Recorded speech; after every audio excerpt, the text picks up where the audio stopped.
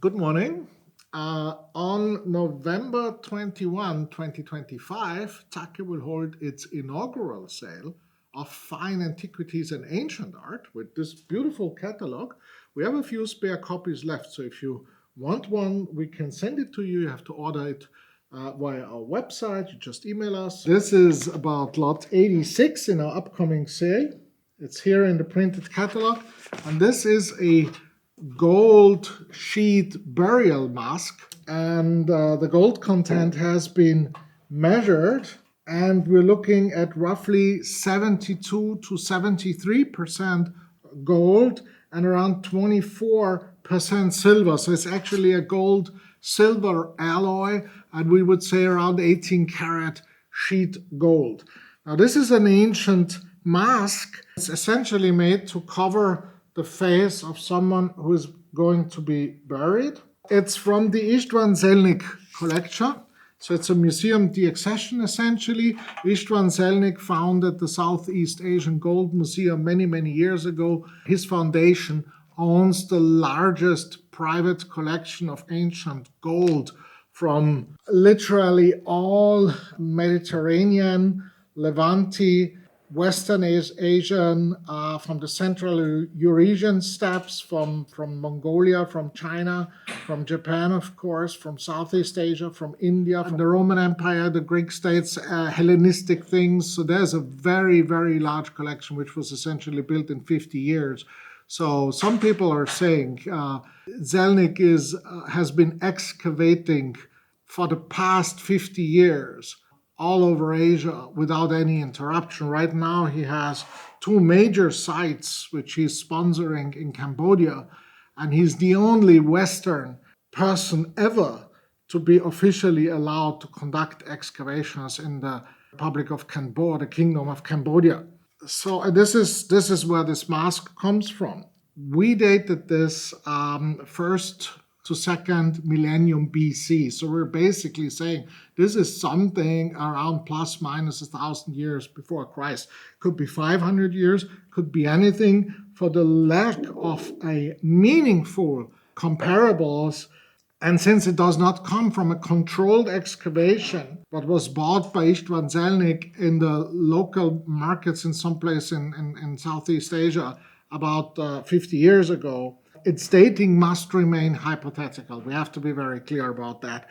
It is impossible to accurately date these pieces when there is not a certain number of comparables. And interestingly enough, we compared it with the so-called Agamemnon mask. This is a famous mask, of course. If you put them next to each other, they are quite similar, so to say. Yesterday, I got this letter from someone who said, "Dear Mr. Zacke, about lot 86, I must congratulate you on offering this object in your sale. Doesn't sound so bad. Only 15,000 euros for the mask of Agamemnon when it's worth many, many millions. So please enter a bid of €0 for me. Best wishes."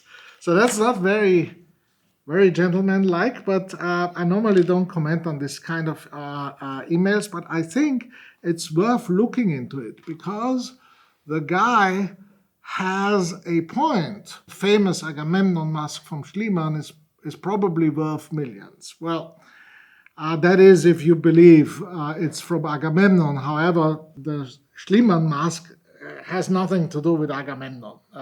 First of all, Agamemnon is not a real person. Agamemnon is a part of Homer's stories and ancient myths, and it's not proven that he ever existed. So obviously he can't have a burial mask, let alone his burial site was never discovered. But Schliemann was a notorious speculator, and he was broke many times in his career. So he was very good in launching public media stories in the German press in the 1870s, 1880s. And keep in mind, back in those days, people were going into shows to see magicians and sorcerers, and they were believing of time machines and those things. Yeah, and in a press that was like engaging with this kind of story, which was very popular at the time, Of course, the idea of having found the mask of Agamemnon was very popular, and so Schliemann could raise another couple of 100,000 Reichsmark to dig further in the area. He didn't find anything else down there that was worth mentioning, and so the mask went into the National Archaeological Museum in Athens, where it is being kept as of today.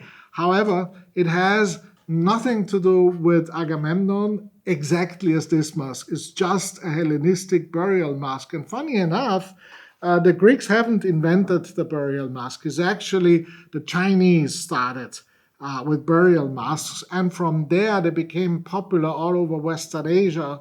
And then, of course, at some point, the Mediterranean. So it is very likely that several more such masks exist. That is what Istvan Zeldik tells me. He has at least 2 more that are similar, but one is from silver and one is a gold copper alloy and much larger. So they exist in different variations. And in fact, in the Greek Museum, it's probably not worth millions, but rather something between 15 and 7,500 euros, exactly the pricing of our mask. Yeah, so we have a bit debunked the letter here, just to show not every story that is being told in the museum is actually accurate. Anyway, we priced this reasonable, as I already said, 7,500 to 15,000 euros. And I think it's going to do well. There's quite some interest. And so for this reason, I wish you good luck in bidding.